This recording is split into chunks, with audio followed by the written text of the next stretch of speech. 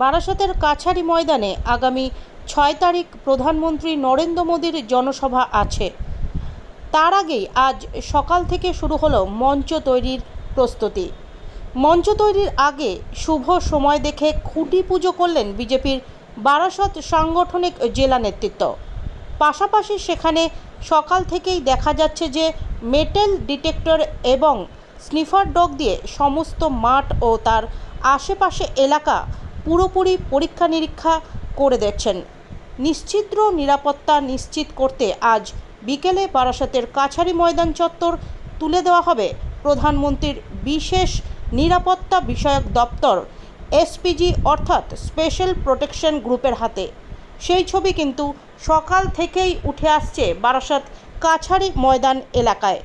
সব মিলিয়ে প্রধানমন্ত্রী নরেন্দ্র মোদীর বারাসত সফরকে ঘিরে বারাসত এখন সাজো সাজো রব।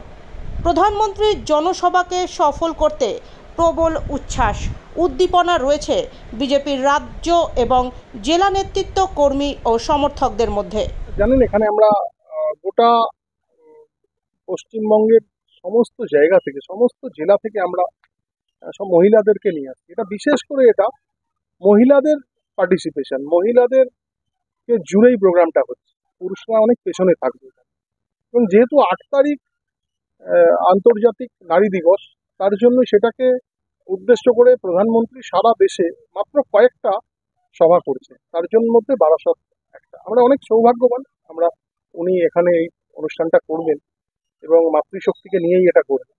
এবং সকাল 11টা সময় দেওয়া হয়েছে। সমস্ত জায়গা থেকে আমাদের মহিলারা আসবেন, মাতৃশক্তিরা আসবেন। এখানে আমাদের ট্রেনে আসা হচ্ছে, বেশ কিছু ট্রেন আমরা বারাসাত স্টেশনে নিয়ে আসবো। সেই ট্রেনের মাধ্যমে আমাদের মহিলারা, আমাদের মা বোনেরা সব এখানে পৌঁছাবেন। তারপর প্রধানমন্ত্রীর 11টা থেকে অনুষ্ঠান শুরু। এবং আমরা কিছু বিশেষ ব্যক্তিত্ব, বিশেষ কিছু মহিলা ব্যক্তিত্বকে আমরা এখানে উপস্থিত করব। সেটা আপনাদেরকে লিস্ট আমরা দিয়ে দেবো। সমাজের লিডিং পার্টে যে নারীরা রয়েছে, মাতৃশক্তি রয়েছে, তাদেরকে আমরা বেশ কিছু সিলেক্টিভ কিছু মহিলা আমাদের সেই দিন আমাদের প্রধানমন্ত্রীর এই ডায়াসে থাকবে। এখনো বিশেষ এরকম কিছু প্রোগ্রাম আমাদের কাছে এখনো পর্যন্ত নেই।